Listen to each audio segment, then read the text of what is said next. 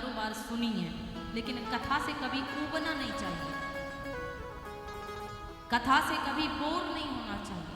और कथा को जब मन से सुनोगे, टाइम दोगे, तभी जाकर के समझ में आएगी। कथा में मन नहीं लगाओगे तो कुछ भी नहीं समझ में आ सकता। कितना भी हम ज्ञान की बातें बता दें, आपको कुछ भी नहीं समझ में आएगा। आज प्रथम दिवस की प्रथम बेला का शुभारंभ हुआ है। आज भगवान राम के परिचय का दिन है। आज भगवान राम का परिचय, ये तो सबको पता है कि राम जी अयोध्या में आए, ये सबको पता है कि राम जी कौशल्या के बेटे थे, और ये भी सबको पता है कि राम जी दशरथ जी के पुत्र थे, और ये भी सबको पता है कि राम जी सबसे बड़े थे।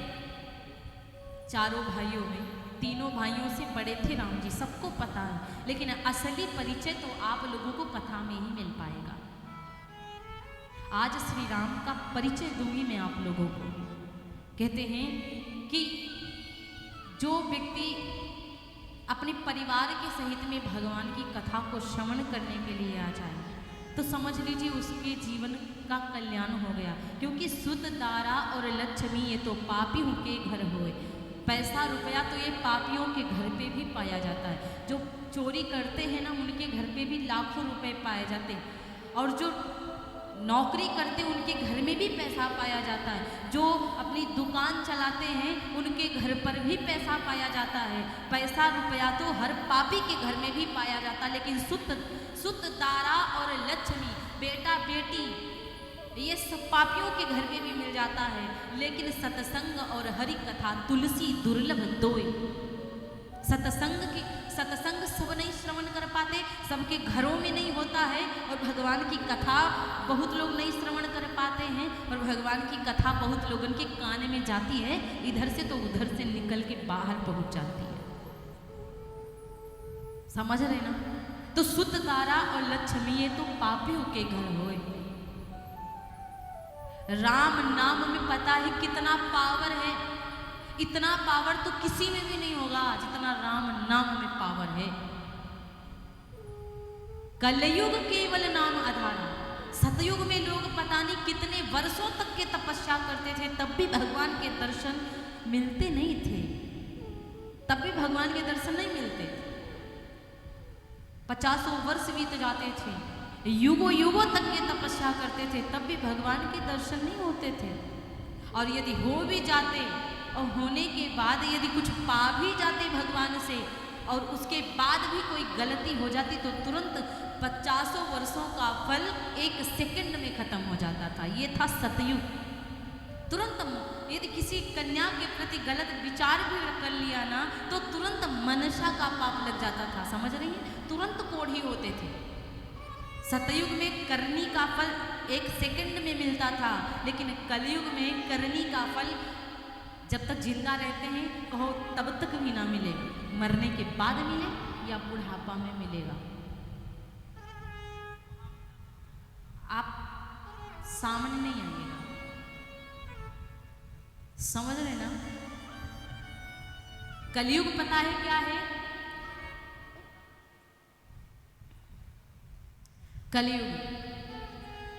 कलयुग में क्या होता है? कितनी आसानी मिलती कलयुग में।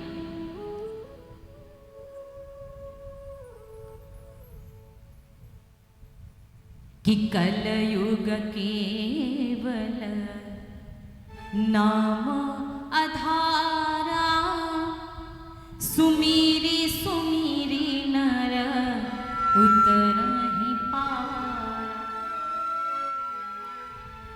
कि कलयुग केवल नाम आधारा, सुमीरी सुमीरी नर उतरहि पारा।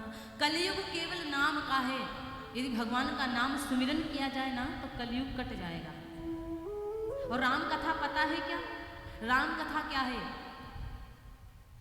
कि राम कथा सुंदर करता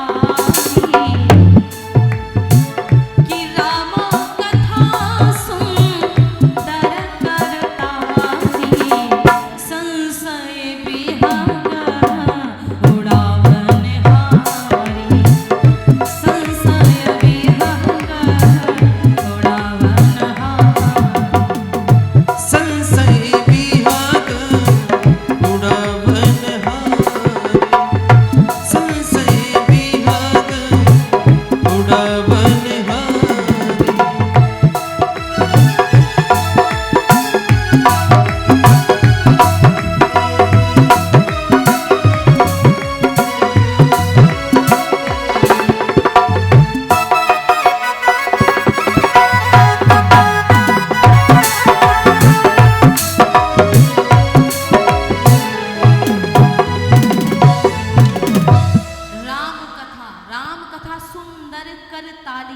राम कथा हाथों की सुंदर तारी है। कर माने हाथ होता है, और राम कथा हाथों की सुंदर तारी है। संशय विहग, जो संदेह बैठा होता है ना मन में, वो खत्म हो जाता है राम कथा को श्रवण करके। ये राम कथा है। बड़े ही सौभाग्य की बात है कि पीहर बाजार में, ये पीहर बड़ी मंदिर में आप सब लोग आए, दरबार में बैठे हैं, भगवान की कथा को श्रवण करने के लिए आए। साउंड एक नंबर का बेकार है भैया, कुछ समझ नहीं आ रहा है।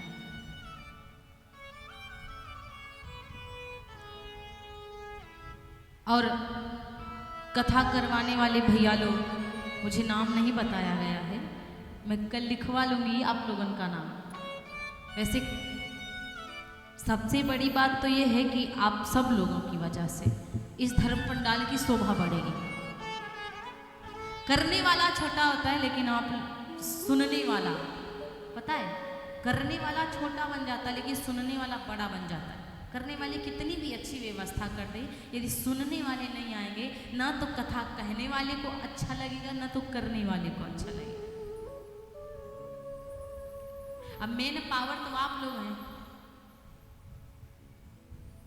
आने की तो बात अलग की बात है, आएंगे तो बहुत, आके बहुत चले भी गए, लेकिन ये मायने रखता है कि कथा में आए, लेकिन कथा किन में गई ये भी तो मायने रखता है ना।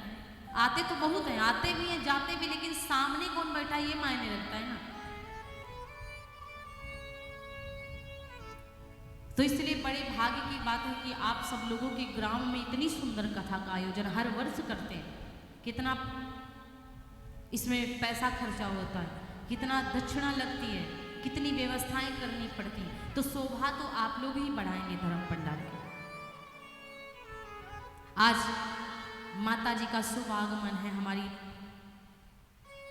माताएं आई हैं, और पितृपक्ष कल समाप्त हो गया था, नवरात्रि प्रारंभ है। इससे पहले जो 2-3 महीने होते हैं थोड़ा सा कष्टदायी होते हैं, थोड़ा परेशानी वाले होते हैं। किसी को बुखार आ रहा है तो कोई परेशान घर पे बैठा, बारिश में कोई काम नहीं हो रहा, अब वो सारे दिन कट गए। भगवान की कथा आप लोगों के ग्राम में गाई जाएगी। आज से श्री राम कथा आप लोगों के कान में अमृत बन करके जाएगी। कहते हैं कि भगवान शंकर राम जी के बड़े प्रिय हैं। पहले आप लोग श्रवण करिएगा ध्यान से, अर्थ मतलब तो बाद में निकालिएगा आप लोग, क्योंकि अभी तो आप लोग 10-15 मिनट ही बैठे हैं, लेकिन श्रवण करिएगा, उसके बाद में आप लोगों को पता चलेगा कि कथा कैसी थी। भगवान शंकर राम जी के बड़े प्रिय, राम जी शंकर जी को बहुत मानते हैं, क्योंकि रामचरितमानस में ये दोनों लोग एक दूसरे की ही पूजा करते हैं। रामचरितमानस में ये दोनों लोग एक दूसरे की पूजा करते, शंकर भगवान राम जी की पूजा करते और राम जी शंकर जी की पूजा करते। पूज्यपाद गोस्वामी तुलसीदास जी महाराज ने लिखा है कि शंकर जी कहते हो, और आप लोगों को तो पता ही है, भगवान भोलेनाथ राम जी को इष्ट देवता मानते हैं। भगवान राम जी कहते हैं कि जो शंकर द्रोही है, बहुत लोग हैं राम जी को मानते, बहुत लोग शंकर जी को मानते, बहुत लोग माता जी को मानते, बहुत लोग हनुमान जी को मानते, लेकिन बहुत लोग ऐसे हैं कि देवताओं की बुराई भी करने वाले हैं, जिनको नहीं मानते उनकी बुराई ये कर देते हैं। तो राम जी कहते हैं कि जो शंकर द्रोही है ना, वो विचार करे कि मैं राम की भक्ति पा जाऊंगा, मैं विष्णु की भक्ति पा जाऊंगा, तो भगवान विष्णु उससे कभी प्रसन्न नहीं होंगे, और भगवान विष्णु की भक्ति वो कभी पा ही नहीं सकता।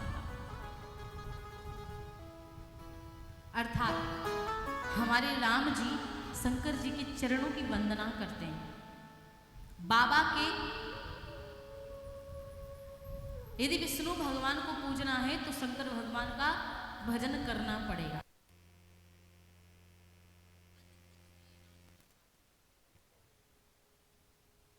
भगवान की लीलाएं भी अद्भुत हैं।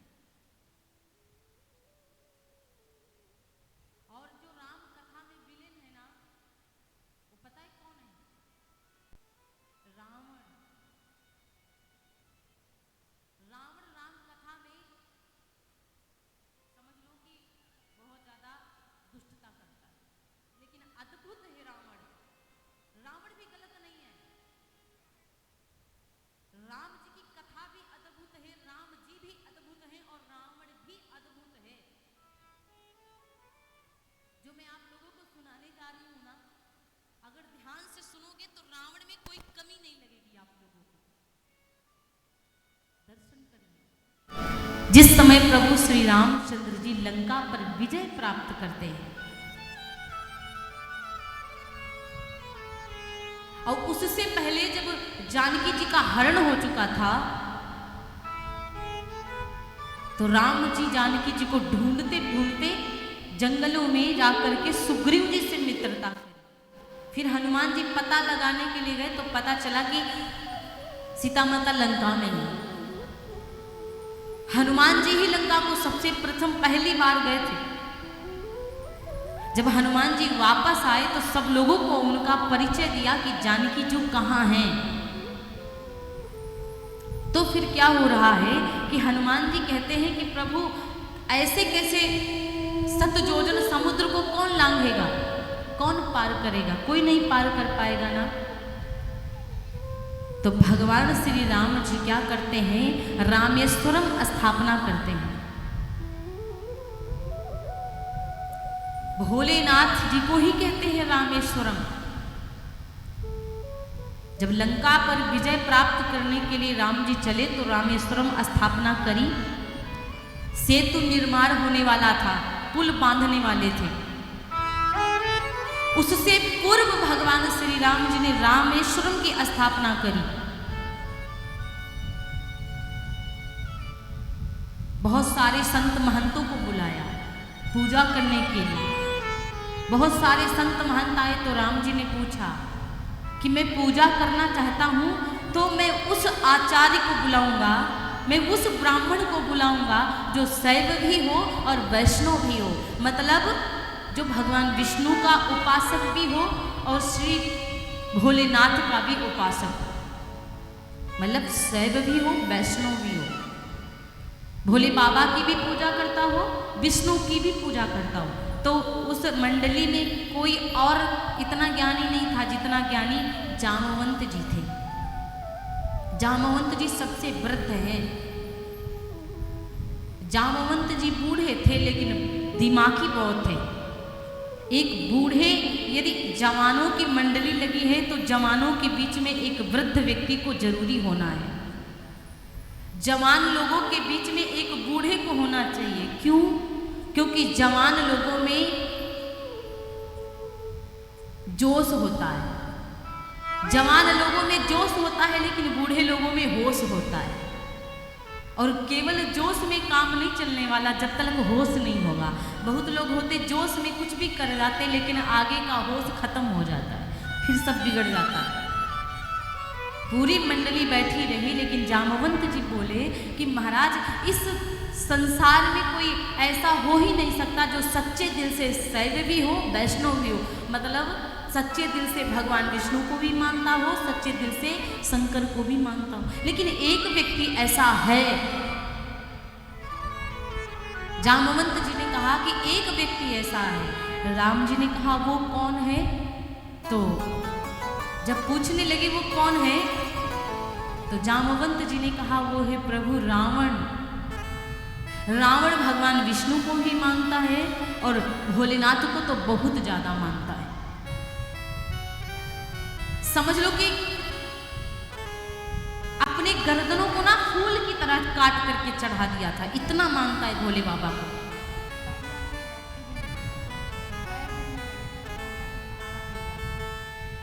कहते हैं जामवंत जी ने बहुत सुंदर बात करी।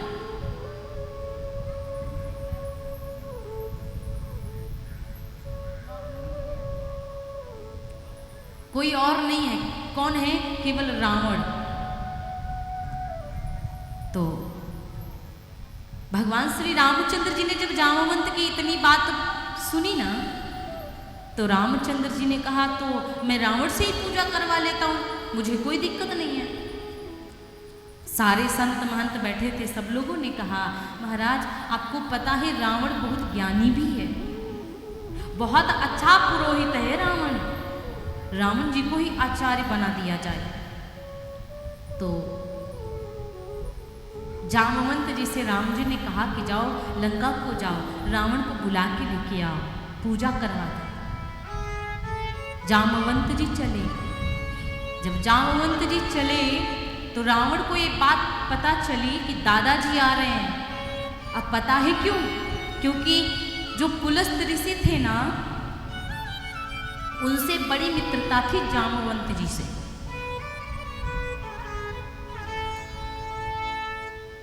और पुलस्त ऋषि को रावण बहुत मानता था।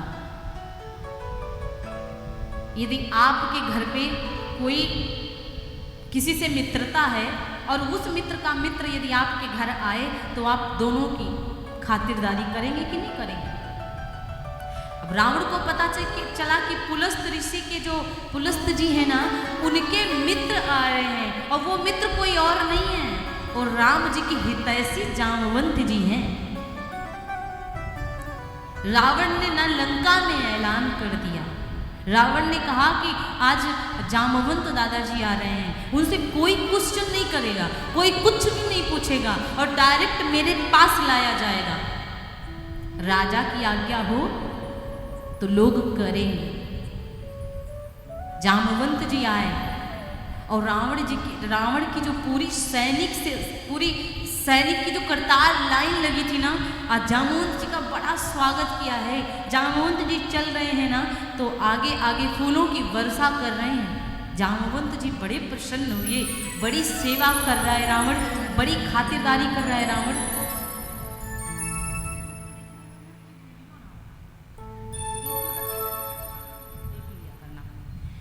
तो अब जामवंत जी महाराज क्या हुआ कि रावण के समक्ष पहुंचे।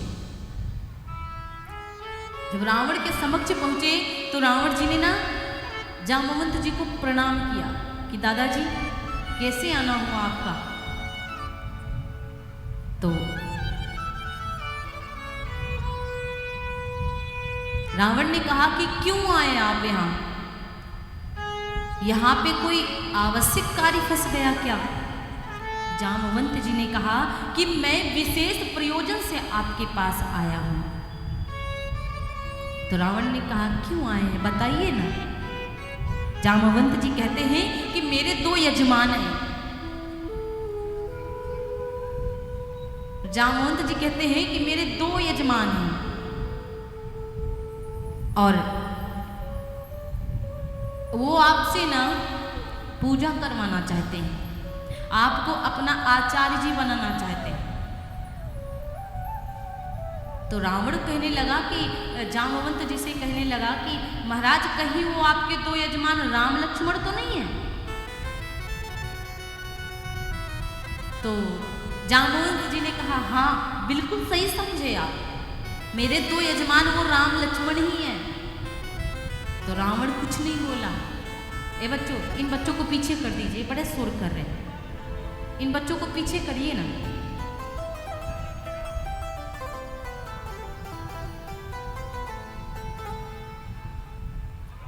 तो रावण ने कहा अच्छा,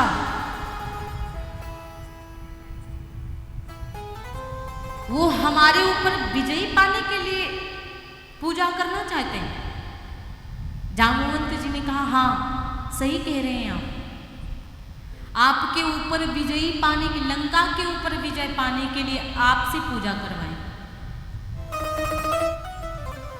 रावण कुछ नहीं बोला।